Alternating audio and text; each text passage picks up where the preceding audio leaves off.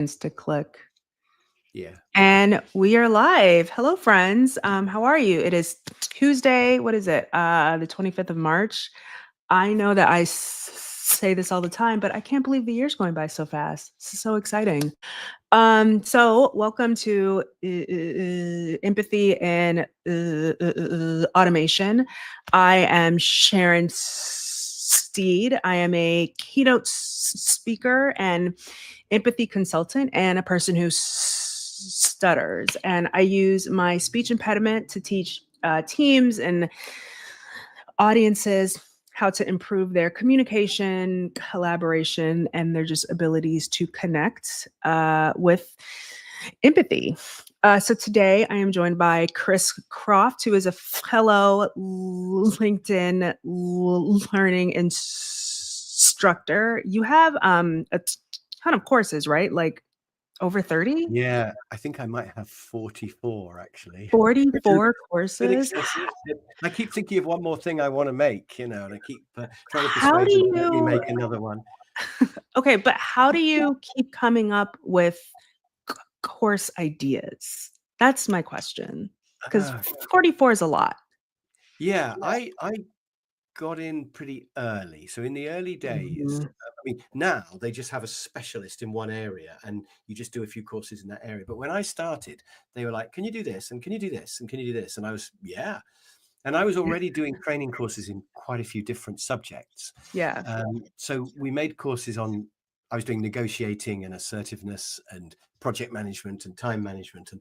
And I was doing all of those, by the way, because it's easier to sell training if you cover a variety of subjects. And, quite often they say, we don't want negotiating, we want customer care. So I would say, I can do that. And yeah. also, if you've done negotiating, they say, well, what else could you do for us? And you go, how about customer care? They go, oh, that'd be good. Or so I found when I was a trainer, it was good to cover quite a few subjects. And then Yeah, when I started doing things for LinkedIn, when they asked for several things, I could do it. But I think now it's much more difficult to persuade them you're an expert in a variety of subjects. I think And in so. fact, I'm Yeah. not an expert in a variety of subjects.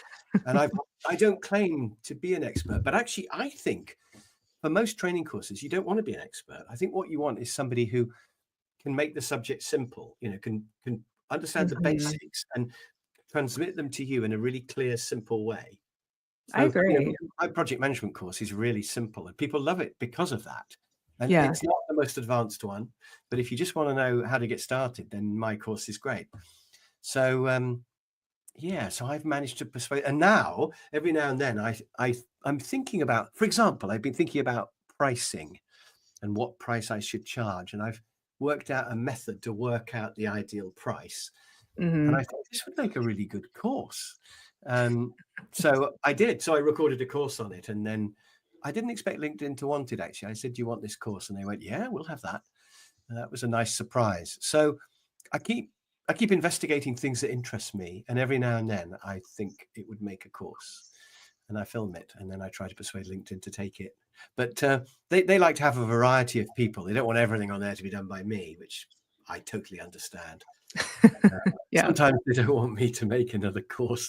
I think as long as I could maybe make one a year, just a bit like a Bruce Springsteen album, I like to think, Hmm. and keep people who like my courses. Every now and then, they'd probably like to see something new, and so if I can make one a year, please, LinkedIn Learning, if you're listening, that's all Please. I ask.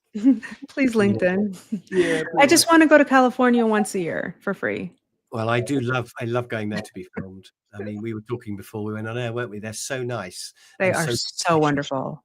I think they're used to coaxing people who are new to it. In fact, the very first course I ever did, they put lots of smiley faces all around the camera, like pictures of faces all around the camera with the lens in the middle. Because I was so used to talking to an audience, and I was just really freaked out by the fact there was no camera, there was no audience. Hmm. Because when you look at the camera, it's just dead, isn't it? You'll know this, Sharon. It just stares back at you. Yeah, it's just you and like a little teleprompter, and you're like, Yeah. wait, so I'm just supposed to act like I'm talking to somebody and I'm not? Nobody laughs, nobody nods their head. And empathy, you were saying, you want people in the audience. I mean, normally I just find two or three people in the audience who are happy and I focus on them. And the camera just stares at you like it's utterly bored. and that really freaked me out. But they put faces around, and it took a whole week to film my first ever course. Yeah. It was like 20 videos. It took a whole week. Whereas now I do 20 videos in about 2 hours. But at the What? time, well, yeah, but it's only practice, isn't it? And I remember thinking, why is it so hard to talk to a camera? Why can't I do this? I talk to Mhm. audiences all day, but it's just different. It's really different. And It is, yeah. everything new, it just takes a bit of time to learn, doesn't it? So I think they're used to new people, and that's why they're so nice. That's my theory. Maybe I they think just have. so, yeah. Okay, Yeah. well, hold on a second. Like, we have to take just a couple of steps back. Give us just a little bit of background on you. Like, what's your professional background? You're obviously from the United Kingdom, so just give us a United Kingdom. little background on who you are and how you got to where you are today. Well, when I was a child, because my dad was in the Navy, I was packed off to a boarding school from the age of 7. Wow. And yeah, so I didn't go home for several months. And that's why I've got a posh way of talking. That's why I sound like the Queen or the King now, I suppose. So thanks to my dad for packing me off to a boarding school. But anyway, yeah, so I did engineering. I did a degree in engineering because I was good at maths, but actually I was a terrible engineer. I didn't really like it. Um, I think engineers are brilliant, but it was too much maths and it was too much detail, and I just was not good at it. Mhm. So I went into management where I wanted something more to do with people as well, I think. And so I went into management. I was quite a good manager, I think, but I didn't really like it because every now and then you had to do horrible things to people. And I just remember thinking, I don't always want to do that. And sometimes, your boss would make you do things you didn't want to do. And there was politics and games. And so I use a lot of that in my courses now of how not to be a manager. But I didn't really enjoy it. And the more senior I got, the more I got further and further away from real life, from the coalface, Yeah. and you get quite detached. Eventually, you just don't know what reality is at all when you're a manager. Everybody Mhm. tells you it's all fine, but you don't know whether that's true or not. And so in the end, I had 2 horrible bosses in a row. And I just thought, I've had enough of this. I'm just not going to do this horrible job with these horrible bosses, even though it was well paid. So I chucked it all in and I went to be a university lecturer teaching management stuff. I loved that. It was like discovering at last the thing you were born to do. I'd been flapping around like a fish out of water for 20 years, and suddenly somebody put me into a pond, and it was like, oh, or like a penguin. Suddenly I thought this was what I was born to do, and I loved the teaching, the lecturing. I had toyed with the idea of being a teacher, but in England, teachers are really badly paid, and you have 40 people in the class, and it's a Oh, here nightmare. too. And you Yeah. can't even shout at the kids or anything because the parents will say you've given them mental problems or something. So it's just a nightmare. So, but I'd never really thought about adult teaching until the university job came up. And anyway, it was great. And then after about 4 years of that, they closed down the department I was in, made us all redundant. But I thought, I'm just going to carry on just being a trainer, being a traveling trainer. So that was 20 years ago, and I discovered the world of being a trainer. And Yeah. yeah, and now I do some face-to-face, quite a lot over Zoom actually. And then I also Mhm. make videos and stick them on LinkedIn Learning. And of course, the videos are brilliant because you can reach literally millions of people. I don't know the total, but I think it's about 15 million people have watched my I've courses. seen your courses. Yeah, and it's Wow. I've been recognized in public 8 times. I'm keeping a list. I'm that sad. 8 But exactly. Can't wait for number 9.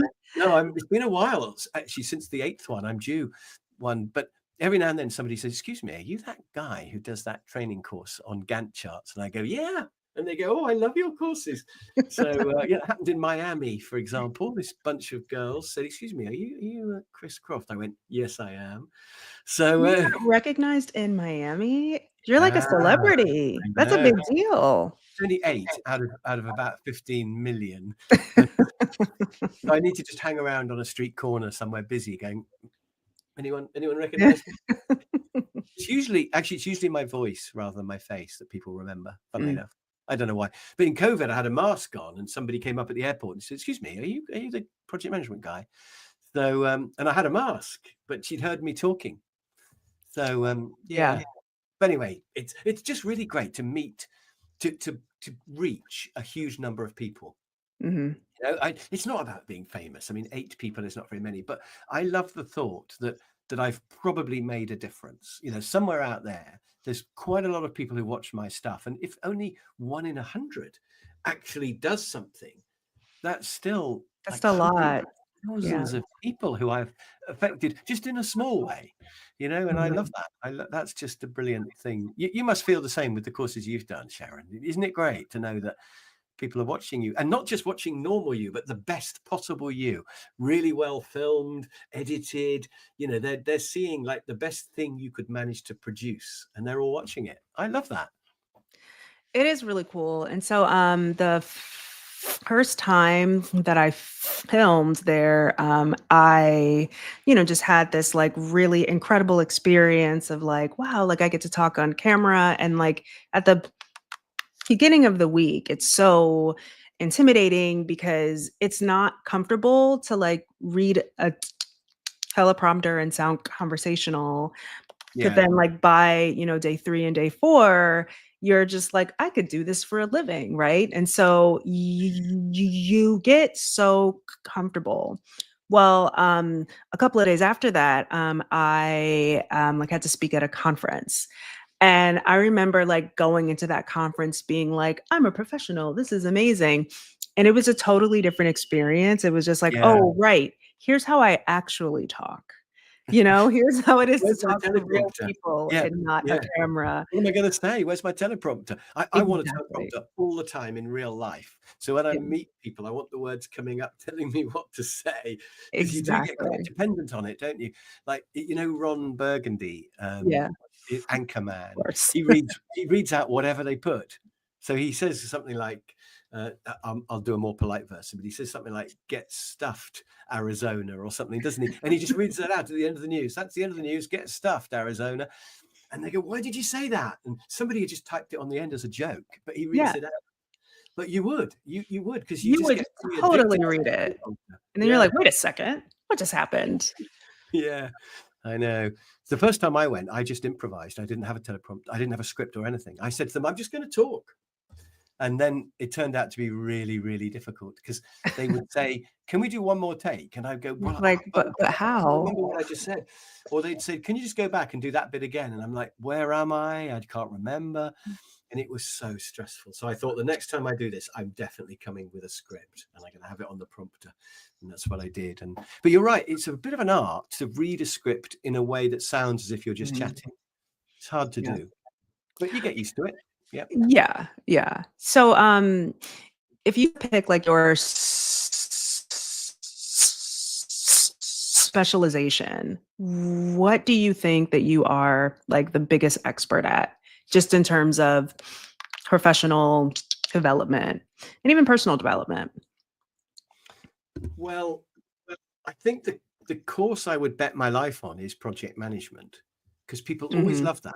And I'm really proud of the way I've managed to simplify it right down. So, but I don't claim to be an expert in that. I think probably the thing I know most about is probably actually time management, because I'm mhm, really fascinated by time management, because it's so basic and important, isn't it? Every day you've got a certain amount. What are you going to do with it? But it's also so difficult not to waste time or to be distracted or to, and so hard to fit everything in. And the more you look into time management, the more tricky it gets, because your personality comes into it, and it's different for everyone. And mhm. so I keep reading more books on time management and thinking about it more, and I'm fascinated by it, actually. Um, I don't think anyone has really solved it. Even simple things like, how do you decide what's important? So I've Yeah. made an app for your phone. It's called Jobs to Do. It's free. It's called Jobs to Do. And on there, you can drag tasks up and down in order of how urgent they are. That's quite easy, because you need that one by tomorrow and that one by the day after. So you do, but you can also drag them up and down in order of importance. Mhm, Just press a button at the bottom and you can get importance for you and urgency. And you can also sort them by size and whether they're fun or not. But when you look at the important view, it's really hard to decide what's important, actually. What's more important, pumping up the tires on my car or talking to my wife? I mean, I don't know. And so importance is a really difficult thing. By the way, my wife is more important than the car. I would hope so. Well, the car is probably more urgent. And also, if I don't do it, I might die. Whereas if I don't talk to my wife, I might starve. She might not feed me, but I won't die. But the point is, pumping up the tires, I want to do that in the minimum time and just get it done. If I Mhm. could find a butler who could do it for me, that would be great. Whereas talking to my wife, I want to spend the maximum time doing that, and I wouldn't want my butler to do that for me. So, if you judge importance by things you want to do, things that you would rather spend more time on rather than less time on, then it becomes obvious that the wife is important and the car isn't. So pumping up the tires on my car, I have to do it, but it doesn't mean it's important. Right. I have to do it, but in the minimum time. And if I didn't have to do it, I wouldn't miss it. If I had a car where the tires didn't keep slowly going flat, I would be delighted. Yeah. So I wouldn't miss that. Whereas if I could no longer talk to my wife, I would miss that a little bit, just in case she's listening. So yeah. So, but you can see how, like thinking about even like, is something important or not? It's quite tricky because you Yeah. have to do lots of unimportant things like buying food. You have to do it, but it doesn't mean it's important. It just means you should spend the minimum time. So I don't know. I think time management is fascinating, and I've spent a lot of time investigating that. I know that's not the subject of the podcast, but That's okay. I think, yeah, and I'm also really interested in happiness, and happiness and time management are quite closely related because the whole point of time management is to spend your time on things that make you happy, and Mhm. most of your happiness comes from people, hence empathy and things like that. Yeah. And you don't get that much happiness from having a flashy car. I mean, you do for the first day, but after a while, it just becomes your car. Whereas most of your happiness comes from people, relationships with people, and of course, then time management goes out the window, and it all gets much more difficult. So I feel like an engineer trying to work out the meaning of life, really. Trying to understand happiness and time management and stuff. But I think that's probably what I would claim to know most about. I've spent more time thinking about that than most people. Yeah. Uh, and I've been very scientific about it because a lot of happiness gurus are quite sort of fluffy, and Mhm. they just go, "Oh, just get in touch with the universe and you'll feel fine." And that's not good enough for me because I want to know, what do I actually do? How do I spend my time to make myself happier? That's Yeah. what I want. So yeah, I think that's probably my top subject. Your If I had, your thing. You know yeah, what? Like, I think that that's like, I think that that's a part of the reason why I became so fascinated with this, whole idea of empathy is because I began to see that, like, okay, so just to give you a little bit of background on me, I began speaking as a way to sort of face my fear of just talking to people. I had sort of come to this point in my life when I was so afraid of talking, um, because I was afraid of stuttering. And yeah, so I would just like completely avoid situations where I would have to talk to people. I would do that. Yeah, Obviously, this was very impactful in the worst possible way, right? And so I began to pursue public speaking as a way to just sort of overcome this fear. And I had this like whole idea in my head that I would give like one or two talks and I would be cured and I'd never be afraid to talk again. That is not what happened. But what did happen was that a lot of people would like come up to me and say, "Hey, like, I really appreciate how you spoke about empathy." And I always thought that was really interesting because, like, I wasn't actually talking about empathy. And so I just like, so this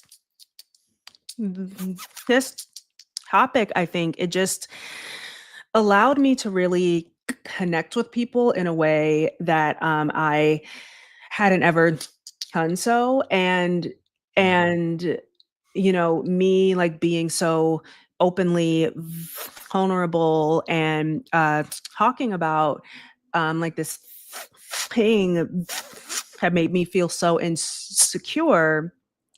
um, it was a way to, allow people to just be a lot more comfortable, like, coming Yeah. up to me and talking to me about all of those things that they oops, something just fell, and I have no idea what that is. I'm the only one in here, so You haven't got a cat or something like that roaming around in the background? I have a dog, but the dog is under the couch, and so I Uh-huh. don't really know what's happening right now. Probably just a Well, I burglar. hope there's not a burglar. Yeah, it's just a home invasion. Is that Yeah, what you it's call fine. it? No big deal. But Um do you find that you stutter more or less when you're in front of a great big audience? I mean, is it different? Honestly, it just kind of depends on the day. It kind of depends on what's going on and how I'm feeling. A lot of it kind of Mm. just comes back to if I'm feeling more confident that day, or if I'm like more tired, or if I've had a little bit too much coffee. I mean, Does all coffee of make these you stutter things, more or less? usually a little more, That's interesting. but I don't drink um, coffee 'cause I just feel totally wired if I drink it. really, But I was thinking if it worked, you could just drink coffee the whole time and that would be yeah, a no. way around it, wouldn't it? But I think something you said was really interesting there, which is that vulnerability, people really like to see a bit of vulnerability nowadays, don't they? And only Yeah. probably 10 years ago, they would expect you to be perfect. If you were a speaker, they want the speaker to be perfect. And Mhm. I've always quite liked talking about why I find things difficult, and because I think the audience are going to think, yeah, I find that difficult as well. And I Yeah. think you relate more, you build up more empathy with the audience if you say, when I do negotiating, I always dread it, or I feel uncomfortable with making an opening offer, but I have to. And I think people love that. And I don't know why it's changed, but now people like to see a bit of vulnerability. I wonder whether it was Brené Brown who made it suddenly become fashionable, because doesn't she I think talk it about, was her, yeah. yeah. Yeah, I And think so so. suddenly now it's not only okay, it's almost essential. And if you come on saying, I'm a god and I'm going to tell you how to be more like me, people will just think, well, I don't want this. So, and I'm really pleased it's gone that way, because we can all be more honest, can't we? And be ourselves, which is, I think, how you should be, really. Yeah. Although Yeah, that's one um, maybe ponder is, if you're not a perfect person, should you hide the bad bits? I'm never sure about that. well, I mean, we're not perfect though, right? And I think that we just as a society have just really gotten fatigued with this whole idea that, you know I'm only bringing my one self into the office, right? Yeah,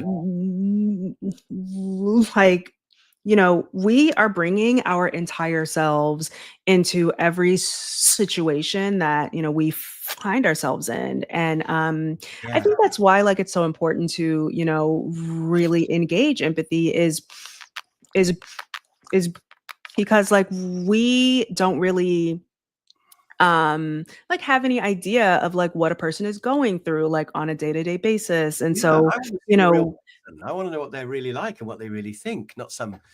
In fact, can I quickly tell you a story? So years ago, I used to work yes. at Westland Helicopters, and there was a guy there called Peter Cook. I think I can tell this story now because he's bound to have died a long time ago, because this was back in the 1980s, and he was quite old then. But anyway, he was incredibly horrible as a manager. He was really aggressive and really scary. And Mhm. maybe he thought that was what managers have to do to get results. Maybe that was what you had to do to get results there. Yeah. But anyway, he would shout at people. He was a terrifying man. And I remember there was one social event where we all met up after work, and we had sandwiches and we were doing bowling and things like that. And he was there. And I was thinking, I better avoid him. He's scary. But he was really nice. And he was, Mhm. buying people drinks and chatting and having a laugh and helping them with things. And he was a completely different person. And I was fascinated by that, because I remember thinking, which is the real Peter Cook? Is he a nice guy who has to put on this mask of a tough guy at work? Or is he a genuinely horrible man who just pretends to be nice at social events? And I remember thinking, because I was only about 20 back then and I was trying to be a manager, and I was sort of thinking, do I have to put on a mask to be a manager, or can I just be myself? And is everybody wearing a mask? And I remember being really freaked out by the fact that he was so different. And to this day, I still don't know which was the real him. They were probably both parts of him. He was probably only For bringing sure. his horrible half to work and his nice half to the social thing. But you're diminishing yourself, aren't you? If you can only bring Yeah. part of your to work, if you can't bring your sense of humor, let's say, or your rebelliousness or whatever it is, then you're diminished. And, we could all just show maybe 10% of ourselves at work, but that would be a real shame, I think. So I'm a big believer in be yourself all the time. And if people don't like it, you'll have to work somewhere else, try to find a job where you can be yourself. And then you can Mhm. really flower, can't you? You can blossom, I think. Yeah. Well, so then how do you think so, okay, in your experience, how then does empathy influence, your effectiveness as a people manager and just as a leader in general? Yeah, well, that's a question. Well, first of all, I don't think I'm very good at empathy, because everyone's on this spectrum, aren't they? Mhm. And I'm only a little bit along the spectrum, so I'm not, like really sort of like autistic or something like that. But I do love diagrams and arrows and numbers, and my wife is so much more empathetic than I am. Yeah. So, for example, sometimes we'll go and visit friends, and as we drive away, I'll go, right, that's them crossed off the list for another 6 months. But as we drove away, she goes, well, what about that, Chris? And I'm like, what? And she says, well, they weren't speaking to each other. And I'm like, really? I didn't even notice. And she immediately can pick up what's going on. One person's unhappy. Why is that? She'll have a little chat. Say, are you okay? Is everything all right? And she'll find all this stuff going on. For me, it's like, so I have to make an effort, really. Like, even at the beginning of this, you said, tell me about yourself. And I did. And then you said, I probably should tell you a bit about myself. And I'm thinking, I should have said, but what about you? But I was so busy talking about myself, I didn't even ask you about you, which is really bad. So, but I do think maybe I am qualified to talk about this because I find it difficult. Because then I have to analyze it and make an effort to try to do it and try to adapt. So, when I'm talking to my wife, I have to try to slow down and be a better listener, Mhm. because I get impatient when she's describing things. Sometimes she'll go into lots of detail, and I'm like, yeah, but just cut to the point. What's the problem? And years ago, I read a really good book by Alan Pease, Pease, and he's a body language expert. But he wrote a book called "Why Men Don't Listen and Women Can't Read Maps." And he's Interesting. Australian. Okay. He's Australian. He doesn't care whether he upsets people. And women can read maps, but women quite often turn maps around to show the direction they're going in. So if you're going north, it's fine. But if you're going south, they turn the map upside down, apparently. And my wife does that, I actually. never thought about that. Whereas, do you turn the map upside down if you're traveling south? No, well, so, now we just use GPS, right? So, like I Oh, just pull yeah. out my phone and like it tells us what to do. But I actually used to love maps. Like my dad, I love he that. wouldn't fly, and so he always just had like this like enormous atlas book in his car, and like I would just look at the maps Yeah. all the time. I would not turn the maps upside down because that was confusing for me Yeah. because I had to be able to like see where it all was. I've Yeah. always been really good at directions and maps, so I Because with guess that just makes me different. GPS automatically points it in the direction you're going. The It map's does, yeah. constantly rotating. And that makes it easy to drive because you can see what's coming next, but it means you don't know Mhm. where you are. So I can split the screen in my car. So I have one that's doing that, but the other screen I have is just the map with Yeah. north up. So I can see where I am on the map, and I can see myself heading south or north, and I can see, and that's the one that has all the traffic jams ahead, and I can see the big picture of where I can go Mhm. around and stuff. Yeah. And I still like to have one map that's properly oriented and doesn't keep rotating depending on where I'm going. But anyway, so Alan Pease, he doesn't say that women are right or wrong. He just says they're different. And he says that women have a lot of strengths that men don't have. And of course, it varies. So some women are quite masculine in their thinking, some men are quite feminine in their thinking, and that's fine as well. But he says that generally men are not very good at interpreting body language, for example. And in fact, I saw a TV program about this, and they were saying that men are not very good at interpreting facial expressions. So I can see you at the moment. You look quite happy. I can tell that. I can tell happy from sad. Oh no, I'm angry. But it's it's because you're a man and you can't tell. It's fine. I literally can't. And I thought I could. And they showed all these faces. They showed about 20 faces, and they said, "Tell us what the emotions is on all these faces." And I was going happy, sad, quite happy, a little bit sad, and that was like 2 emotions. I could do surprise, like, you know, and then my wife did it, and she was saying, you know, nostalgic with a hint of regret, you know, embarrassed, slightly ashamed. I'm thinking, what does embarrassed look like? I don't know. And so she could do all these different loads of emotions, and I just thought, oh my God, there's this language being spoken. It's like I'm deaf and I can't even hear it. And all this stuff was going on. And so, and I think men are generally worse at that, but some are better than others, you know, and some men are probably better than some women, but I think most women are probably a lot better than most men. Yeah. And me and my wife, we're quite stereotyped on that, in that I am bad at it and she is good at it. And so generally we work as a team. And she will say to me, "Did you notice that was happening?" And I go, "Oh, no, really?" So she tells me what's happening, and then I'm the one who does something about it. So it's me that has to go and complain in the restaurant or negotiate over the price or whatever. And because she says to me, I think he'll probably pay more than that. I go, "Do you think?" So it's a good double act, because she doesn't like to do anything at all unpleasant, to confront people or anything like that. Whereas for me, it's easier to confront people because I don't really feel the empathy of upsetting them that much. You know, it's not, I mean, unless they shout at me, but then I just think, well, they're just rude then, so I don't mind that. So yeah, so I know I'm not great at it, but I also know that to be a good boss, you have to be good at it. You have to do it.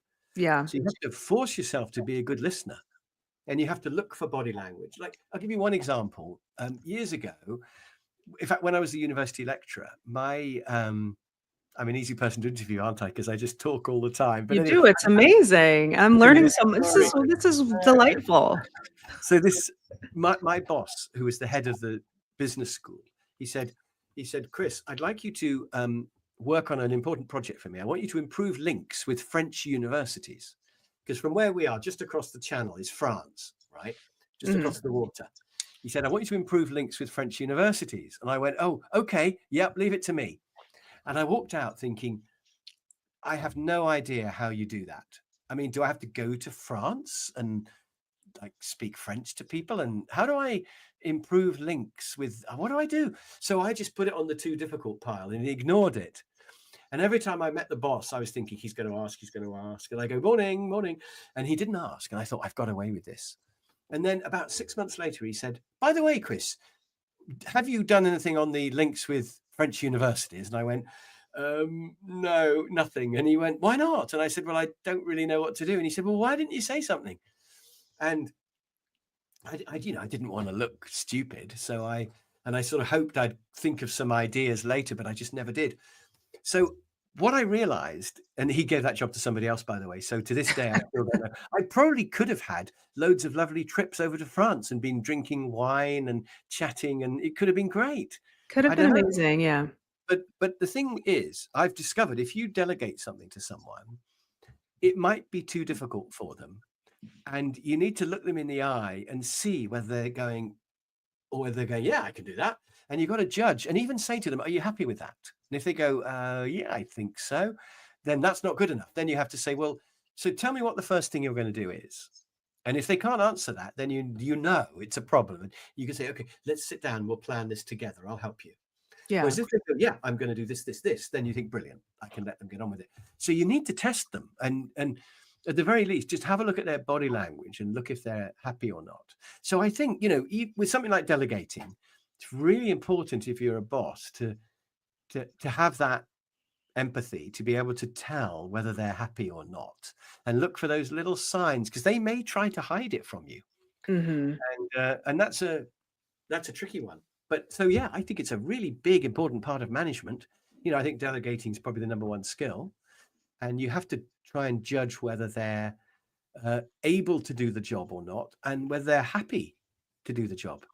And in fact, one more quick example of this, it's another story that I don't think I've ever told live on air, was that I have to have insurance to do training in case they do something that I've suggested and it goes badly and it costs them lots of money or so. Not that it ever would, because if they do it correctly, it'll be fine. But I have to have insurance.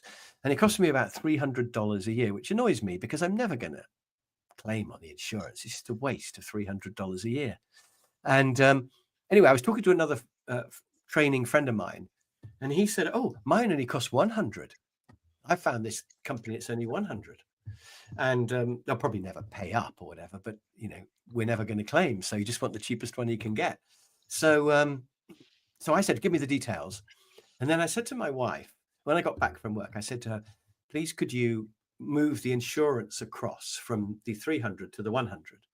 And by the way, the reason I asked her to do it is because she does all that kind of thing, all the admin kind of stuff. And then I do all the talking.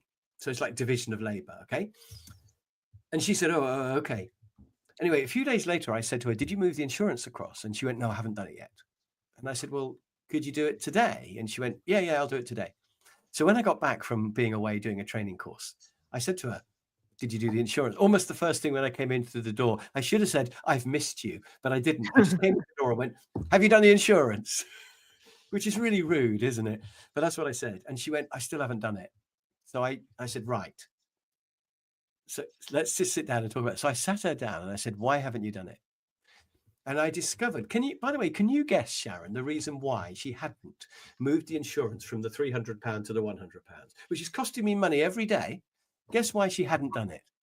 It's probably because it was just complicated, either that or she felt like it was probably better to just keep the $300 insurance. Yeah, well, I thought it could have been either of those things, but it wasn't. I thought it might be she was just too busy, like, having lunch with her friends and playing tennis and all the things that she does that I'm a bit jealous of. But no, the reason was it was unpleasant because she didn't want to cancel the £300 one because she would feel bad cancelling it. And I'm just thinking, what? Mm. Firstly, they're ripping me off. £300 is too much. Do you have the expression ripping someone off in America? Does Oh, that? yes. Yeah. So they're ripping me off. So I'm going to enjoy cancelling them. But secondly, the person I'm going to phone up doesn't care. They just work there. Yeah, just Mhm. cancel that policy. They don't care. I mean, maybe they've got a bonus, but I doubt it.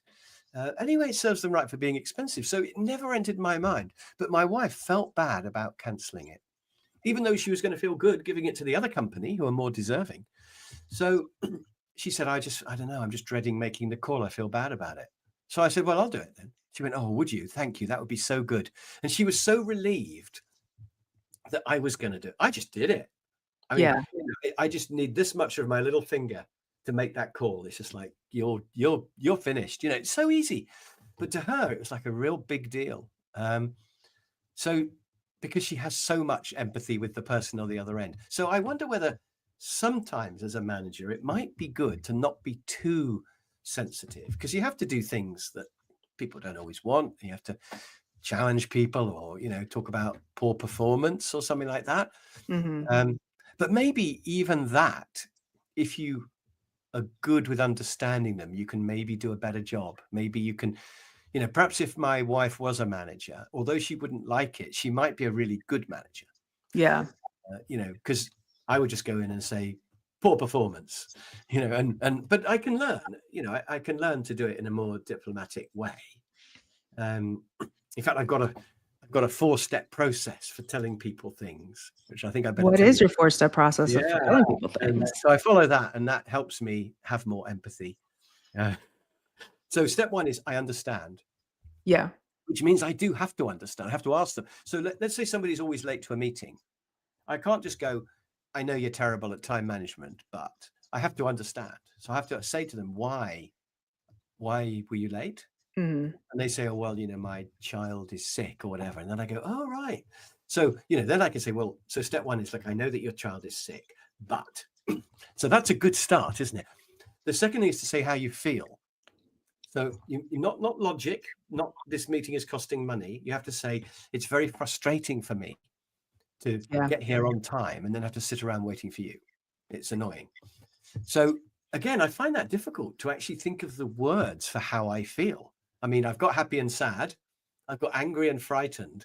That's kind of it in my world. So, something to be a little bit irritating. But I have to think, well, yeah, is that, or I'm embarrassed because I'm letting my customer down. So I have to think about how I feel and put that into words. So that's the second thing is I feel. So I understand, but I feel. And of course, that's quite powerful to tell people how you feel. And they can't Mhm. ignore it and they can't argue with it either. They have to deal with that. And then the third thing is to say what you want. Now, I find that easy, but my wife would find that difficult actually to say what she wants. She would just say, well, I'm not very happy. But you have to say, I'm not happy and this is what I want. Um, so I would normally jump straight to number 3, but I now know I have to do 1 and 2 first. And then after you've said what you want, the final step is to say, is that okay? What do you think? Does that make sense? Can you do it? And chuck it back to them, Yeah. which again is a good empathy step, isn't it? To say, because It you've is. got your opinion, but you need to say, what do you think? And they may well say, well, I don't see it like that at all. I don't understand why that annoys you, and you can't have this. So you need to find out what their position is. So Yeah. you find out their position at the beginning for the understand, and then you do it again at the end to say, well, what do you think about that? Am I being reasonable? And of course, the great thing about that last one is if they say, yeah, that sounds fair enough, then you've got them. Because then if Mhm. they don't, you can say, look, do you remember we had that conversation and you said you'd do it, but you haven't. Yeah. So that's where you get them to commit, but also you find out if there's any objection, any problem. So I Mhm. understand that feel I want, is that okay? Is my 4-step process, which I use all the time. And I teach people it all the time. And I think that helps me be a bit better at empathy. I think I'm a bit of an odd creature because people think I'm friendly. And when they watch my courses, I think I come over as kind of quite cozy and nice because I've got a sort of soft voice and everything. But actually, I think I'm probably a terrible person, really. Well, I But don't anyway, think that's you'll never true, know right? that. I mean, like you have this whole process about how, okay, here's how I'm going to talk to a person and connect with them. And then you are saying, okay, like we're going to come to an agreement. So you are actually like including this other person in the solutioning, Yeah, which a lot of people don't do. Like they just say, I don't like this, I'm doing it this way. But you're like, no, no, no, like this is a teamwork yeah, situation. And so we need to come to some sort of compromise in order to be more yeah. successful. It Are has to you be better. okay with this? You know? Yeah. Well, one of the principles of negotiating is that you never have all the power, and all you need is 10%, and that's just as Mhm. good as 50% or 90%. Actually, you never have all the Right. power.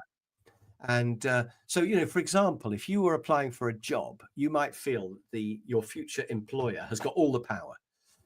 But actually, if you've ever interviewed people and tried to find somebody for a job, you'll know that when you find somebody good, you're desperate to get them. Yeah. And they've got all the power, really. And if you have to pay them a bit more to get them, you'll probably pay it because they don't want to have to go all the way through the interview process again and maybe find nobody who's any good and everything. They found you at last. You're the perfect person. They really want you. So it's always, you never have all the power. And as a manager with somebody who works for you, you might think you've got all the power, but you haven't, because they have to be willing and motivated, and you can't force people to do anything. So And true. so, Yeah. yeah, and so it's worth remembering that when you're dealing with your boss as well, that they don't have all the power. You've probably got more than 10%. You've maybe got 20%, but that's enough to say, Mhm. look, I'm not happy, and it would really be great if I could have a bit more involvement or a bit more freedom of how I do it, or whatever it is. You can ask for things from your boss, and you've got more power than you realize. So I think power is really interesting. because and you know, big countries, we won't name names, but big countries can bully small countries, but small countries We're still have, naming no names. I don't know yeah, anything about that. yeah, We're doing great here in the States. yeah. But small countries have power in all sorts of little ways. They have little things that you want and stuff. So negotiating is fascinating, and you must never assume you've got all the power, but also Mhm. you must never assume that you've got none of the power. Yeah. Because you always do have, there's always something they want, and there's always something you can do. So I think you're right, and particularly if we're talking management and delegating and teamwork and things, it has to be a joint process, does it? And that's why my 4-step thing is so important. You do have to. You do have to work together on everything. You're always going to get better results if you can find a win-win rather than a win-lose. Because Yeah. that's the other thing. Even if you had all the power, if you just say, this is how it's going to be, there might have been a solution where you could have got even more and they could have got as bit as well, where you both gain. Like imagine if somebody was hiring me as a trainer and they said, we want you. And I said, this is the price and this is it, or you won't get me. And they went, okay, we'll pay it. Now, I could have maybe got more in exchange for doing maybe a longer session for them. But if I'd explored that, or they could have got me cheaper in exchange for booking me several times, Mhm. instead of just going, no, this is it. If they'd said, well, what about this and what about that? And let's explore some options. Quite often there's a win-win where Yeah. you both get a better deal. And so it's very win-lose to just say, I've got all the power. And I think, with people who work for you, if you're a boss and you just have a sort of, I tell you what to do attitude, you won't get as much out of the person as you could have got. So you lose Yeah. and they lose, which is just madness. Yeah. So, Well, and yeah, that's why, like, communication, though, is so important, and it's why I constantly, include vulnerability when I'm talking about being empathetic, because, being vulnerable creates a space for, a lot more understanding to be yeah, pursued, right? Like, in order to really get perspective on, like, where other people are coming from, like, either your direct reports or, you know, other people on your team, you, like, have to almost challenge your own beliefs and your own thought, um, processes in yeah. order to really see the world from another person's view. Yeah, I agree. I mean, I think it's quite hard to change how I think. So Mhm. I think the best thing is to work with other people who think differently. Yeah. Like working with somebody really creative, for example, is just such fun, isn't it? And then I don't have to worry about trying to be creative. I can just say to them, "What do you think?" And so I think, yeah, I mean, you do learn from working with other people, but in a way, maybe you don't have to change if you know what your weaknesses are, and you can make sure that other people can fill those gaps. Then that's probably the best way to do it, isn't it? Then, Yeah. but years ago, I finally learned that people who annoy you are actually the best people to work with because like for example I'm not very good at details. I don't really care about details. I want to zoom on to the big picture, Yeah. but sometimes the detail is important, right? And maybe I should try to be better at detail, but if I did that it would slow me down and I wouldn't be what I am. So the best thing I found is to work with a detailed person who goes, yeah, that's a great idea. I'll go away and I'll work out all the detail. And I go, brilliant. Off you go then. That's great. And that suits me. So I used to find people like that annoying because they would go, but that's not strictly true in every case, is it? We need to check the detail. And I used to think, don't slow me down. But now I've realized it's actually great. They're the people I Mhm. need because they do the things that I don't want to do. Yeah. And similarly, somebody who's got a lot of empathy who says, well, maybe we should just go and check with Sharon that she's comfortable with that. I'm thinking, oh, do we have to? Can't we just do it? Sharon will be all right. But now I realize that these people who want to go and check with Sharon, I think it's great. I go, yeah, Yeah. you go and check with Sharon and I'll carry on planning the project here. And so people who are annoying because they're different are actually just the ones you need. And it took me years to realize that. I mean, And yet it's a really obvious idea, isn't it? Once you've seen it. But I think most people don't realize that. I think most people Yeah. try to surround themselves with people similar to themselves Mhm. who they feel comfortable with. But Yeah. actually, that's just a recipe for disaster. It's just an echo chamber then, and the detail gets forgotten, and the caring gets forgotten, or whatever it is that you're bad at gets forgotten. Yeah. So yeah, I think ideally you'd work with people who are different to you, and in fact, you'd even marry somebody very opposite in terms of personality. So Yeah, that's yeah, that's probably the a best weird idea, but I course think of action, I would say. So, yeah. okay, so then, all right, how do you feel like, as time has gone on and as technology sort of continues to be like a larger part of our entire existences, how do you think leadership is impacted by all of this technology that we now have to use in order to be successful? Yeah, because AI is changing everything. It Uh, is. Yeah. I mean, you don't have to remember stuff anymore. You don't have to know stuff. You can Mhm. just quickly look at it and things. Um, I think, well, we're still going to need leadership. I think it's going to be one of the last things to go, if it ever goes, actually, because I think you're still going to need to have vision. Somebody's going to have to say, this is where we're going. Yeah. And then AI can work out how to get there and all that. But you still need that initial, really creative jump. The way I put it is, you can ask AI to write a symphony that lasts for 37 minutes and includes the following major and minor keys. It'll do that. But somebody's got to think of the idea of a symphony. Somebody's got to Mhm. say, let's Yeah. have a piece of music that's, because AI is not going to go, I've been making 5-minute pop songs, let's do a 37-minute symphony. It's not going to do that. So I think that out of the box thinking, that vision of where we're going to go, I think you're still going to need leaders for that. And then I think getting people excited about the vision and saying, we could do this and imagine how great it would be, and all that, firing people up. I think you're still going to need leaders for that. I also think, like I've been saying earlier on, about observing people and trying to work out, are they happy? Are they doing a good job? Are they making progress?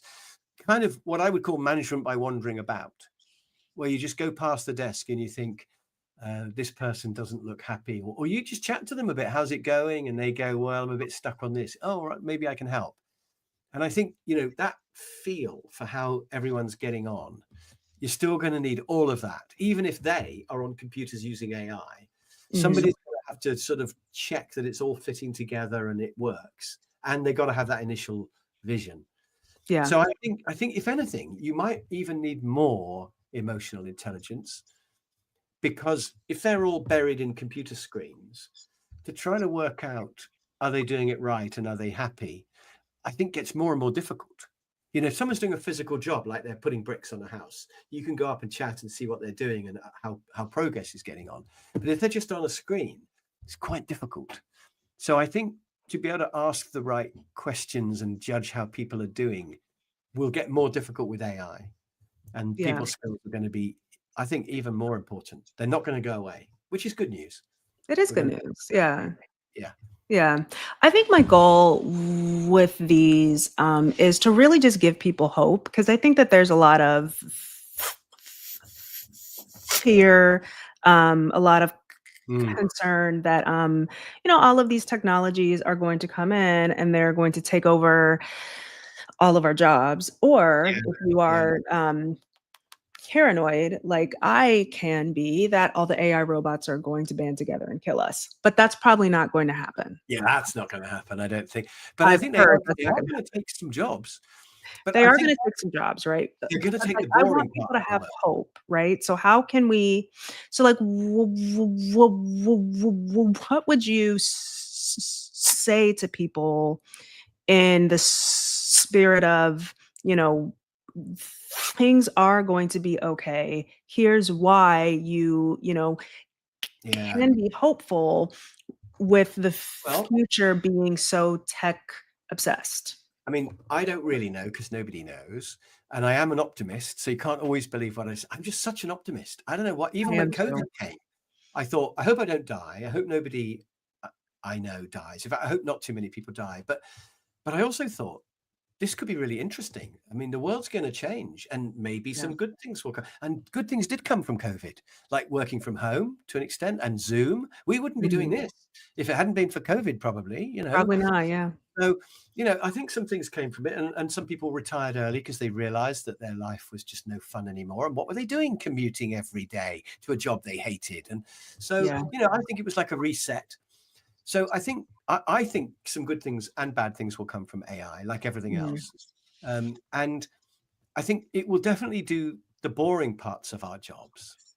Now, obviously, if all of your job is boring, if you have a totally routine job, that's going to be a problem. Yeah. But then you'll just have to get a job that's more interesting. And in the end, you'll be pleased that that has happened to you, I think. But, you know, there's a lot in me just saying you'll just have to, because you may have to retrain and a lot of thinking and fear and pain. But in the end, it could be good. But I think for most of us, it will take the bottom bit of our job, the bit that's routine. So if you're, let's say, a lawyer, I did a course for some lawyers recently and they were going, oh, AI is not going to affect us. And I'm thinking, Oh, and it will. sir, no, sir. What it will do, it will do the research for them of different Yeah. cases, and it will write the reports for them, but they will still interview the client, find out what the problem really is. They'll Mhm. go away and do a bit of AI, and the report will be written, but then they'll say to the client, this is what the report is saying, what do you think? And they're still going to be doing all the sort of higher level client relationship stuff, and also the really creative stuff of finding ways round problems, and can we find a way that we can both be happy in this legal dispute, and that sort of stuff. And even if they ask AI, you know, come up with some options, they'll probably be choosing which option they're going to go for and things, or which one to refine in more detail and things. So you're just using a tool. Yeah. So it's just like the back in the mechanical industrial revolution, when you suddenly found you had weaving machines, then suddenly you can weave cloth, but you're still going to be designing cloth, and you can design more interesting cloth, Mhm. and you can make more faster. So the only person who loses is the person who just pushed the thing backwards and forwards. Um, and they will probably, I hope, move up into cloth design. Yeah. And I think it's going to be the same with the lawyers. That they're going, all the creative stuff is still going to be there, and I think creativity is going to become more and more important. And AI is creative to an extent. You know, it will write a song, but it won't have the idea of the song. I Yeah. made a song recently using AI. There's a thing called Suno, Suno, Okay. and it's free. You could just go there and you can. And I said, make a dance song about eating curry because I love curry, and it made this song, and it's about my taste bud dancing on my tongue. And you can, if you go into YouTube, you can put curry song taste buds, Chris Croft or whatever, you'll find it. But the point was, I told it what I wanted in the song, Yeah. and then I edited the song and I put a video on top of it of me when I was in India. And so you know, so AI is just a tool at the bottom of the thing. But what I Yeah. would say, don't avoid it. Don't hope it's going to go away, because if you don't use it, somebody else will. For And sure. somebody else will be in there doing it better than you. And if you're a lawyer, don't just go, well, we're not going to use it in our firm, because the firm down the road will use it, and they'll be better than you. They'll be quicker, faster, and better than you. So you may as well embrace it. But I think it will only take the bottom half of our jobs. I really do believe that. And I think, you know, self-improvement, self-development is going to get even more important. Empathy is going to get more important, and leadership and creativity, because those are the things that AI can't really do yet. And maybe we'll never really do, because we're always going to want a human connection, aren't we? We You know, are. still, Absolutely. I mean, I remember when hole in the wall cash machines came along, and my wife said to me, those will never catch on, because people will want the human connection of going into the bank to get their money. And I remember thinking, no, I love the idea of just going up to a machine, pressing a button, and it gives me money. I want that. Then, of course, they caught on hugely. And now you would never go to a bank to get your money. But you still need banks for the human connection. If you want to talk to somebody about, you know, you're in debt, and what should you do, and how should you invest the money you've got, and all these human things we still need, Yeah. just as much as ever before. So it's only the boring bit of actually just counting out the dollar bills that's gone. Mhm. And I think it's going to be the same. I think we're still going to want human connection whenever it's something that's a little bit difficult, and life's full of difficult things. Yeah. So I don't think we should worry too much about that. And I think, those human skills of trying to work out what other people are thinking, are they happy, what do they want, that's all still going to be there. It always will. AI is never going to be able to, well, I don't think it's going to be able to read it probably reads them better than me, but will it be able to read our facial expressions? I don't know.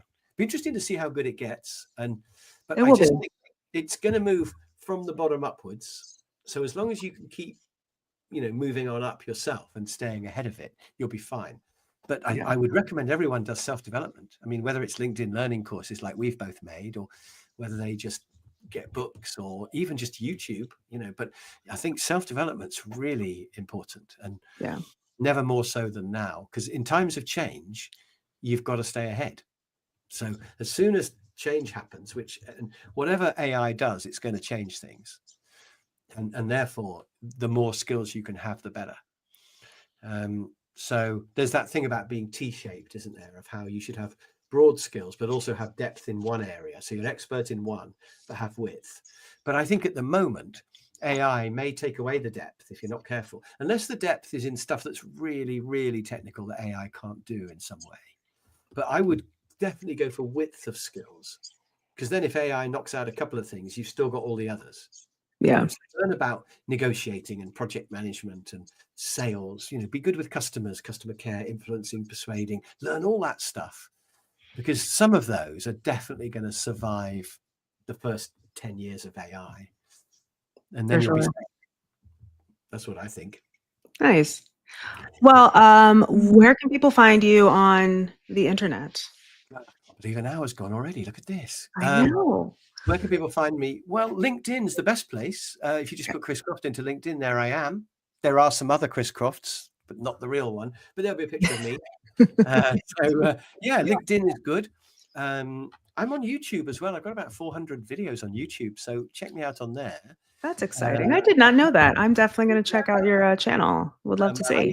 I produce more videos than I can use, really. So I make courses for LinkedIn. I put individual videos on LinkedIn. I'm doing a thing at the moment called Ask Me Anything. So you can type me a question on LinkedIn and I'll make a video answering it for you.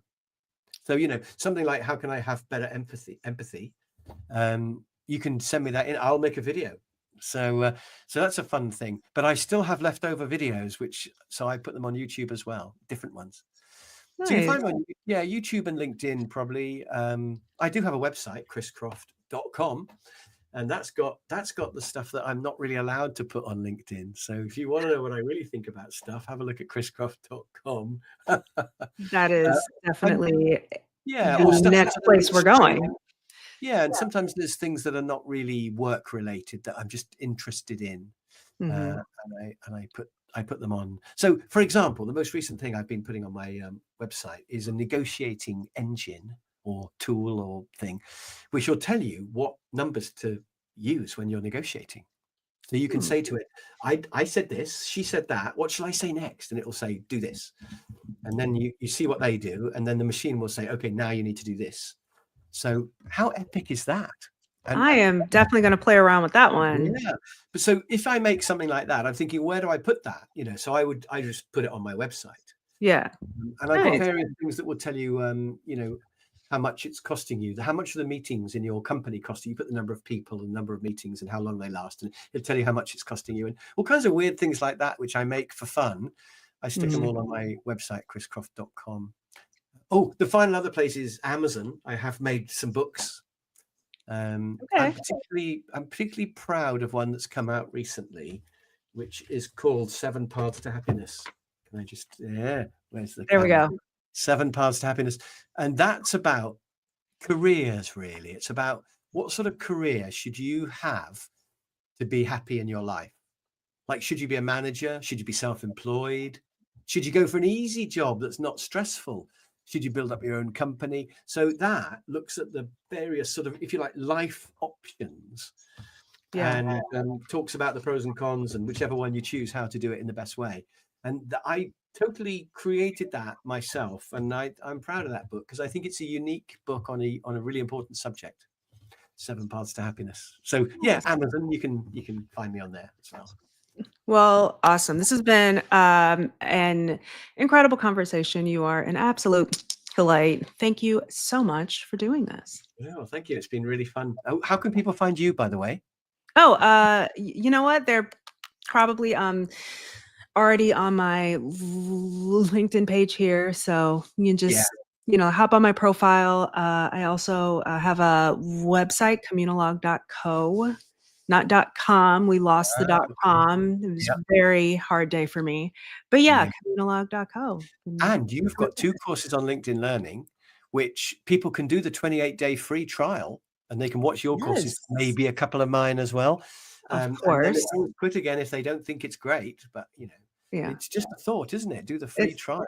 I think it's a good idea Do you for ever you to go on there and do some courses for sure. I know we've got to finish in a moment, but do you ever share videos from your courses on your LinkedIn feed? You know what? Okay, so my courses were done before they did like all of the short clips. So I am doing a couple of more courses now. So they are going to be doing some clips of the courses.